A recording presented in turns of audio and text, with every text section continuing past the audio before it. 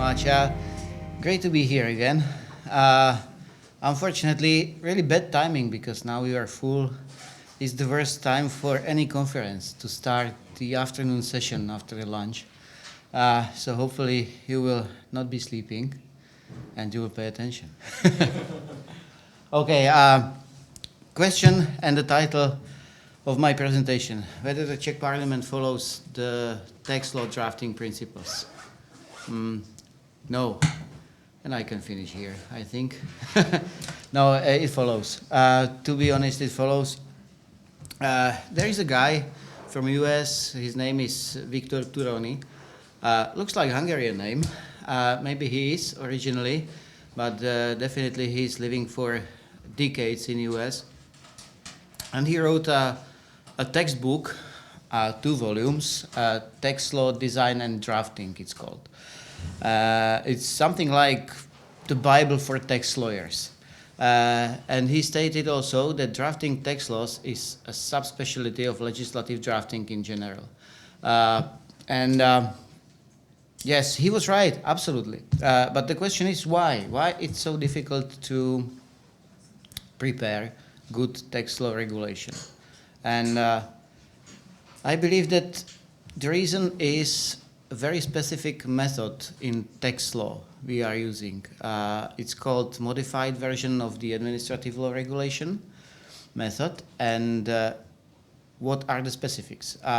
There is a very little number of substantive regulation compared to the administrative law. Why? Because we have the principle nullum tributum sine lege, meaning that taxes must be regulated only by the acts. But still, we are able to find some local bylaw, for example, for local taxes, local charges, maybe even property tax. We are using a lot of economic instruments in tax law, and sometimes we need some explanation of these economic institutes. We are also using a lot of private law elements in tax law. We don't want to repeat everything that is in the civil code, for example. And in fact, why are we taxing? Because there is private law relationship. That is the basic for any taxation. It's public law, but we have sometimes elements of choice in taxation. We can choose whether we will use lump sum expenses or regular expenses, whether we will use lump sum tax or normal tax, whether we will be VAT payers or not sometimes. But the most specific aspects in that specific method of regulation is self-application. Meaning that you don't have to know civil law. You don't have to know criminal law if you are somewhere outside this building, outside law faculty, because you know it's not probably legal to kill somebody. You know that if you want a building permit, you don't study building law. You go to the office, you ask the lady, bringing maybe chocolate. Hello, lady, I want to buy this house. What can I do? You don't care what is in law because you want to have a house. But with taxes, it's different. You are responsible for a tax return. You must know exactly what is taxed, what is not, whether you have any exemptions, whether you have any tax reliefs. And you have to fill everything in tax return. And you send it to tax office, you send them money, and you are waiting. And almost in all countries over the world, you get no information from the tax office if your tax return is correct. Only if they have any troubles and they believe that it's incorrect, they will contact you. They don't send us any letter like, thank you, you are great, you did it, you are expert in tax law because you taxed everything correctly. That would be beautiful. But nothing. So this is that self-application, and it means that tax law regulation must be excellent so that we can really apply these norms on our situation, on our persons, on our incomes, and so on. And I have decided to create some system of tax law drafting principles. I have created 5 groups, like basic principles. This is given by the constitution in every country. Also, it's something that is valid for our legal culture, and democratic rule of law. We have some other specific principles that are really connected to these specialties in taxation and to this self-application principle. Of course, we have to follow the justice. So tax justice principles is the third category. Economic nature principles, because simply when you create tax law, you have to copy the economic situation of the country, the economic model, and so on. And the last group is something that I call professionality principles. And it's very much connected to the quality of the legislation. Well, you can agree or disagree with these five groups, because also I am aware that these criteria are interrelated and somewhat overlapping. Concerning these principles in details, basic principles, definitely nullum tributum sine lege. Lex letero non agit principle, meaning that you cannot change the regulation, make it worse for something that has happened in history, but you can change it so that it's more convenient for taxpayers and they are paying less. So we can break this principle, in fact. Priority of international law, EU law, something we can disagree, but this is the only thing we can do because this is the fact. Probably no troubles at all with these principles, mostly. What is more problematic? Self-application principles. For example, tax provisions should be included in separate legal acts, because then you don't know where to find it. But for example, in the Czech Republic, we had to adopt energy taxes, gas, electricity, and coal. But it is very well hidden in one act called something like how to improve budget for 2008. Well, my students are not able to find it because they expect that there is a specific tax act on this. Title of the legislative instrument should be clear. So, for example, we had tax on acquisition of immovable property. It was abolished some time ago, where the object of taxation was the acquisition of immovable property, but the taxpayer was the seller. And the tax office had to contact a lot of sellers, telling them, hey, pay the tax. What tax? Tax on acquisition. Well, I didn't require anything. I was selling. No, you are the taxpayer. So this is, of course, a mistake of the legislator. Uniform terminology in law. I have mentioned the connections to civil law. Legal personality, legal capacity. This is something that is defined in civil law. We don't have to copy it again. Or even worse, make different definitions of these terms. We should use only appropriate taxes or tax components. But for example, in the Czech Republic for some 14 years, we were using a super gross wage as a tax base for personal income tax.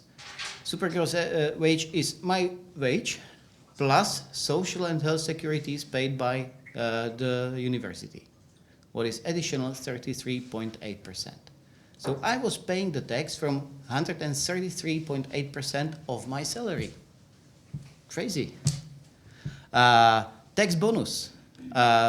In Turon is talking about negative tax. That it's something that can happen, but it's just a theory and there is no need to talk about it. Not in the Czech Republic, because we have tax bonus. If you have a lot of kids and you are poor, income poor, the tax office can send you the tax because you are poor. And they call it tax bonus, but it is that negative tax. Principle of brevity, fine, great, but do we know everything if it's really too short? Adequate vacatio legis. This is something that is not happening at all. We have many examples, not only from the Czech Republic. When the new regulation was published officially on the 31st of December and valid from the next day. And also there is a relation to budgets. How to create the budget when the tax law is valid only at the very end of the year. And this is the title and topic for my blog, so it's almost finished. And you can read it, and Ede made a promo for blogs. Tax justice principles. Equality, fine, probably no troubles. Justice, horizontal, vertical justice, and the connected principle of proportionality, probably also something that is clear. Principle of endurance, that taxes shouldn't kill you, should be limited somehow so that you can still survive and you have some money for milk and bread. Double taxation. Yeah, we are internationally fighting with double taxation, but we have double taxation interstate, VAT and excise taxes. For the VAT, the price of product plus excise tax is the tax base for VAT. So we are paying two taxes from the same, or tax from tax. And it's European regulation. Super gross wage, this is the same, because I believe that social insurance, maybe also health insurance, is a tax. So we are paying, again, tax from tax. Principle of majority protection. Yes, we have a lot of exemptions, and this can be the issue for property tax, also if we use the value, as Natasha was talking about. I like the Christmas tree strategy, and I would like to somehow push it to our parliament and maybe the Minister of Finance. It means that when you prepare the new tax act, you don't include a lot of correction components, because you know that every member of the parliament will have an ambition to create some special for his voters, her voters. So why not to send them just that Christmas tree without any decorations? And prepare them decorations in small boxes, like, I have an idea, I would like to, yes, dear MP, here is that box, it will be this part of the tree at the end almost. Do that. You're free, and tell it to your voters that you did it. But don't change anything on that decoration. Economic nature, principles of economy, of course, and also important issue, regulatory impact assessment. An obligatory part of any governmental draft. But what is happening when we get to the parliament? I believe that every draft is prepared by professionals working at the ministry, then it's discussed widely with trade unions, other ministries, and business corporations, and so on. But then we are in the government. And who are these experts in the government? Who is the Prime Minister originally? Who is the Minister of Finance originally? What was his profession, her profession? Engineer? Expert in agriculture, maybe, but definitely not lawyer, and definitely not the tax lawyer. And in the parliament, it's the same. But these guys are legislators. We have that in the constitution. They are responsible for the acts, and they have that privilege to adopt law. So at least we have that explanatory report if it's prepared by the government. But then some guy, I don't know, teacher at the grammar school, very good teacher at the grammar school, is coming and telling you, okay, I would like to change this part of the act. And that's it. No explanation. He's not telling you why he's doing that. He's not changing the explanatory report to the act. And I was talking about that RIA. Well, he's not taking care of RIA at all. Simply, if it costs more or less, he doesn't care. And that's why we have problems with budgets and we have deficits in budgets, because these guys are changing a lot these acts. And it has happened in the Czech Republic that super gross wage was changed not by the governmental draft. It was changed by the Prime Minister, as a member of the parliament, who came to the parliament and said, okay, people want to abolish this, let's do that. And he did. He changed the tax base, but the tax rate remained the same. What has happened with the revenues? Much, much lower. The other guy, now the minister also came and he said, okay, I have also an idea. We have the basic tax relief, but it wasn't changed for many years. So let's change it. Because we have inflation, we should pay less. Second change, in 10 minutes, they voted on both these two amendments. it was adopted for the public budgets. It was minus tens of billions euros during 10 minutes. So what is the conclusion? I have to say that generally these tax law drafting principles is followed when adopting tax law. However, we have several examples when specifically MPs has broken these rules and these principles. And I'm afraid that these principles are generally well designed, and the only thing is that members of the parliament should really respect them. Because to achieve a good quality of tax law, it seems to be enough to follow the principles, specifically, unfortunately, by the politicians. But yes, this is democratic state, Czech Republic, Hungary, Poland, all our states, and we have to follow the constitution. Thank you very much.